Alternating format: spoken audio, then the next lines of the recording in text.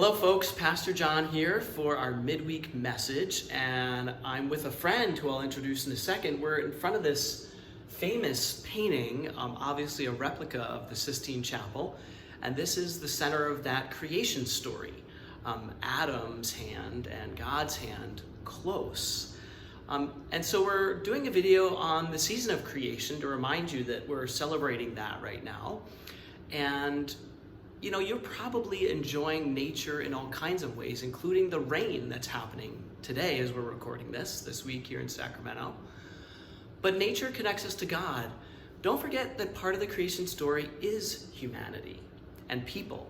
And so climate justice is intricately connected to justice for all of creation. And so my guest with me here is Mark Carlson, longtime member of our church and the Lutheran community, and a lifelong justice advocate. And so Mark is part of our Care for Creation team, and I thought he might share a few things about that team with the people at home. Mark. Well, thanks, Pastor John. Thanks for having me as a representative of our great but small team and being able to stand under the hand of God here. Our team read through the creation story with beautiful music and litany in the background. Sung litany on Sunday, and we're moving forward this week with being awarded by SMUD some sort of an energy award for our level 2 EV chargers that were installed here in the parking lot a while back. And then on October 1st, you're invited to Blessing of the Pets, Blessing of All God's Creatures, Saturday, October 1st at 10 a.m. right outside here. We had a great event last year. We had a wonderful team last year to do that. So, you know, I come to this concern and this conviction through, first of all, a sense of praise and thanksgiving and celebration of God's beautiful and bountiful creation. And in the midst of that, there is lament, you know, from the storms that are happening in Alaska to the devastation in Puerto Rico right now, and right up here east of us to the people out of their homes in the mosquito fire. People and all God's creatures.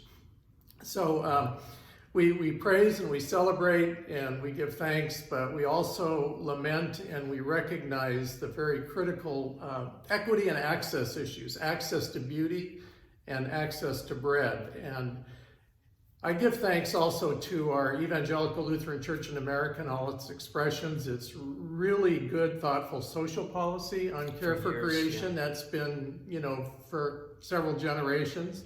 It's beautiful values and convictions and commitments that we in our team try to live up to.